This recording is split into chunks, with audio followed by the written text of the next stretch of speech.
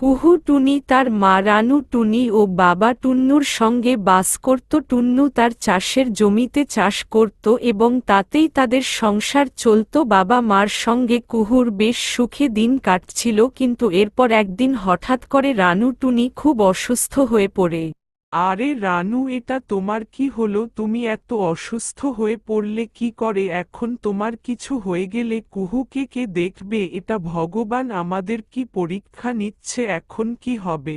টুন্নু, আমি মনে হয় আর বাঁচব না। তুমি আমার মেয়ে কুহুকে সামলে রেখো, ওর জন্য একটা নতুন মা নিয়ে আসবে যে ওকে আমার থেকে ও বেশি ভালোবাসবে আর ওর দেখাশোনা করবে। রানু টুনি, তোমার কিচ্ছু হবে না, আমি এক্ষুনি গিয়ে ডাক্তার ডেকে আনছি। মা, আমাকে ছেড়ে যেও না। তুমি চলে গেলে আমাকে কে খাইয়ে দেবে, কে ঘুম পাড়িয়ে দেবে? মা, কুহু সোনা, আমার শরীর যে খুব খারাপ, আমার যে কিছু করার নেই। তুমি দেখো, তোমার বাবা তোমায় খুব ভালো রাখবে। এরপর রানু টুনি মারা যায়। কুহু ও টুন্নু খুব কাঁদতে লাগলো।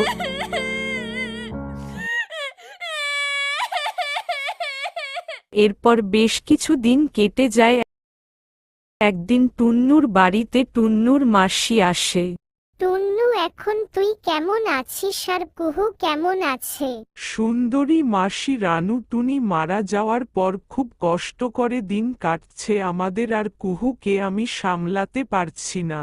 কি আর করা যাবে বল টুন্নু, যেটা হওয়ার ছিল সেটা হয়েছে। তুই ওই সব বাদ দে, তুই এইবার একটা বিয়ে কর, কুহু জন্য একটি মা নিয়ে আই, তাতে তোর ও কষ্ট কমবে।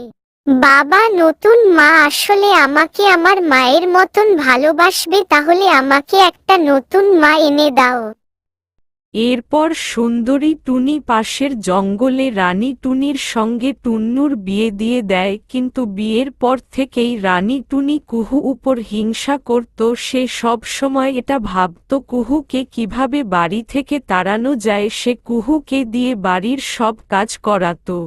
আরে এই তাড়াতাড়ি কাজ কর, এরপর রান্না বসাবি। কোনো কাজ ঠিক করে করতে পারিস না।